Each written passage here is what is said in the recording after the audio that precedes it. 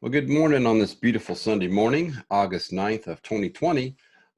And as always, Sunday in our devotionals is a day of reflection. And Sunday's reflection this week is on the difficulty of peacemaking. We seem to be having some difficulty doing that these days. So we're going to go through this. And one key thing about these reflections is, as it says here in the notes, you want to certainly to get the most out of this devotion, set aside time to read the scripture reference throughout. So all these red things, and if you're online, you can click these or go to the reference. But here over here, I've got them set up on the right for you. So we're going to go through it today, include those references, and get the most we can out of this today's Sunday devotional.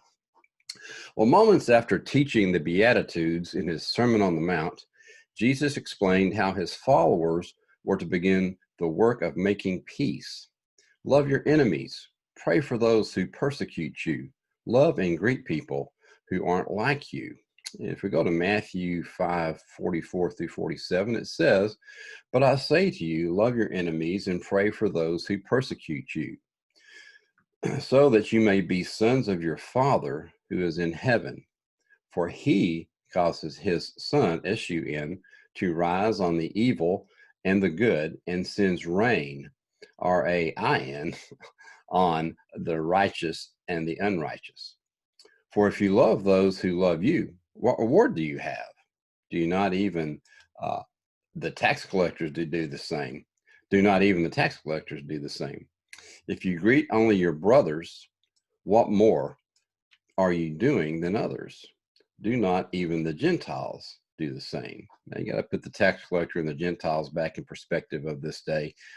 Tax collectors, as they are today, weren't weren't very well liked, and of course, yeah, the Gentile Jew thing was happening too. So just put those two things in perspective. But you can imagine what those references were to mean. But sometimes even offering a simple greeting to someone you don't usually speak to can feel daunting. There are many examples from Jesus' own life where making peace was difficult because the people he was trying to love responded with ridicule or even hostility. Let's look at Mark 2, 6 through 7, where it said, "But some of the scribes were sitting there and reasoning in their hearts, 'Why does this man speak that way? He is blaspheming. Who can forgive sins but God alone?'" Because they just didn't understand. Luke 3:34 says, "The Son of Man has come eating and drinking, and you say, 'Behold, a gluttonous man and a drunkard, a friend of tax collectors and sinners.'" And then when we're looking at John 8:48, get that to click up here just a second. There it is right there. The Jews answered and said to him, "Do not say rightly that you are a Samaritan and have a demon." And then and when you look into John 7:5, a little bit further, it says, "For not even his brothers were believing in him," because as we go on here, it says there were even moments in his own family that when they didn't believe him. Yet he overcame these experiences and offered reconciliation with both God and one another to all humankind.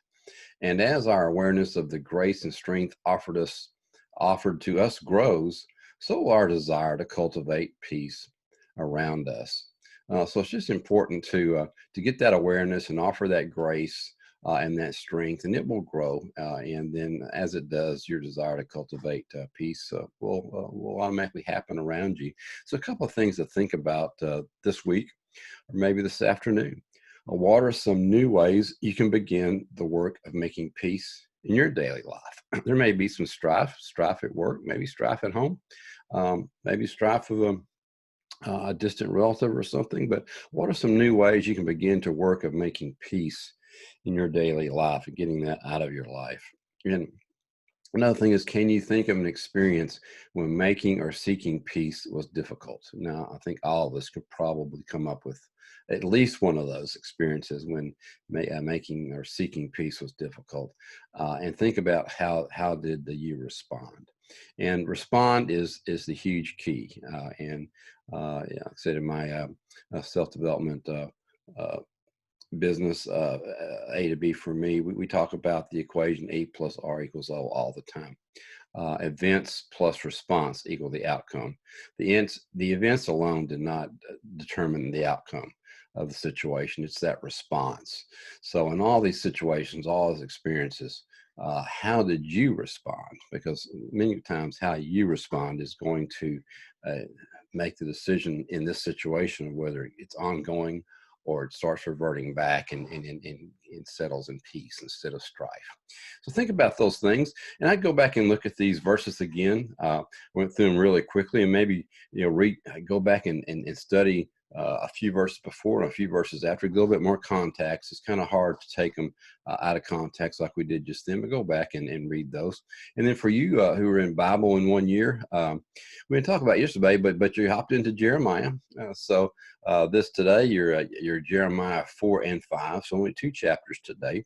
But hop in there and get those done, and keep your streak going for Bible in 1 year. If you haven't done it yet, hop in there now and get started. Or if you want to today, you're close enough, just go back and start the first of Jeremiah and knock out the first 5 chapters. But regardless of what you're doing today, let's get a little bit of Sunday reflection going on the difficulty of making peacemaking, and let's try and get that resolved, get some things resolved in our life that way.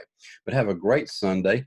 I hope you're with family and friends and can get out and have a good time. If you're a golfer, boy, here in this part of the state, it might be a little bit wet, but you can get out and maybe hit a few. But you guys have a great Sunday, and we will, as always, talk to you tomorrow.